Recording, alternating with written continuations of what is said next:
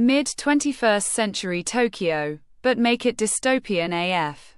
The city's underbelly is straight up dominated by these swaggering crime bosses who've gone full mad scientist on themselves. Ether enhancement surgery turns them into literal demon lords, hulking monstrosities with god-tier powers, ruling syndicates like untouchable kings. Chaos everywhere, normal cops are useless, so who you gonna call? Not Ghostbusters. The Braves, freelance bounty hunters licensed to take down these freaks for fat stacks of cash. Enter our anti-hero, Yashiro, aka the Grim Reaper, This dude is cold as ice, a lone wolf legend who's racked up kills like it's a high score. He's all brooding intensity, slicing through demons with precision that screams I've seen some shit, We kick off with Yashiro on a routine hunt. Bam! Explosive action as he dismantles a low-tier demon lord in a rain-soaked alley. Ether effects exploding in wild bursts of energy. It's brutal, fast, and unapologetic. No heroic speeches, just efficient takedowns and a paycheck. But the real spark ignites when this hyper-energetic kid, Aki Jogamine, crashes into his life like a human wrecking ball. Aki's a self-proclaimed wannabe brave, loud, determined, and hilariously out of his depth, begging Yashiro to take him on as a disciple. Yashiro's like, hell no, kid, get lost, but Aki's got dirt, or maybe just sheer persistence, and dangles a ridiculous sum of money. Reluctantly, Yashiro bites, purely for the yen, of course. The episode ramps up with their first team gig, tracking a rising demon lord stirring up trouble in the shadows. We get flashes of the world's lore, how ether surgery is the hot new trend among the elite scum, blurring lines between human and monster.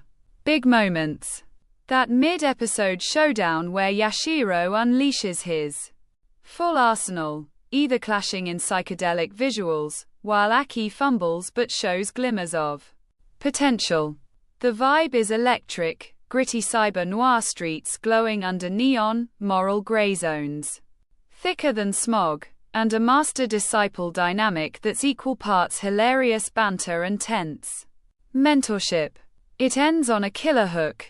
Aki's got secrets, Yashiro's past lurking, and a bigger threat looming. I'm already sweating for episode 2.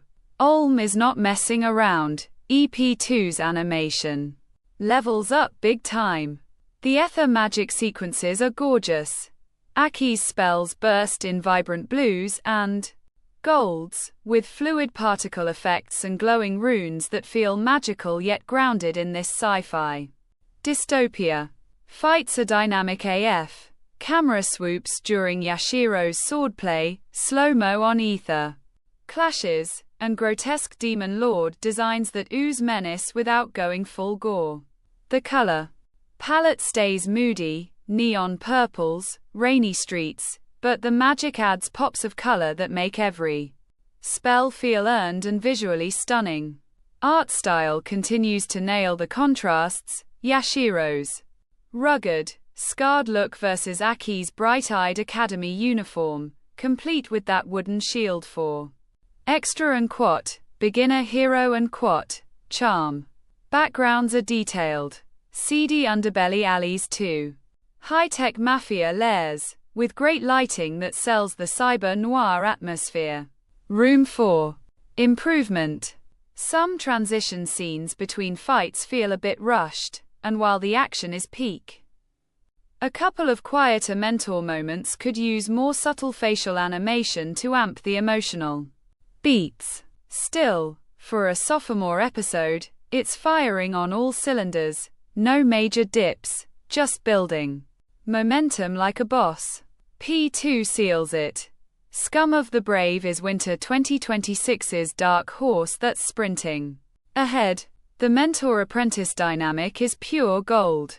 Yashiro's cynical and quote, survive or die and quote, philosophy clashing with Aki's idealistic and quote, heroes save everyone and quote, energy creates fireworks, humor, and genuine growth.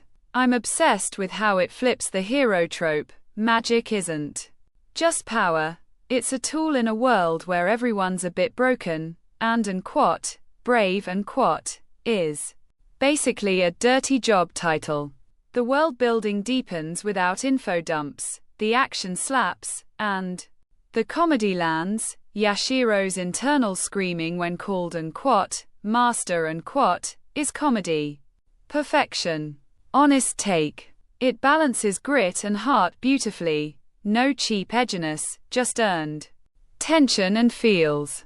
If it keeps escalating the threats, revealing more about ether ethics and Yashiro's backstory, this could climb to top-tier status. Crossing fingers for bigger demon lord bosses, more Academy Squad antics, and Yashiro slowly, reluctantly, turning into the dad he never wanted to be. 9/10 for EP2, stronger than the premiere, endless hype building. If you skipped EP1, catch up now. This ride's only getting wilder. Who's your favorite so far? Yashiro's deadpan or Aki's genki fire? Drop it below.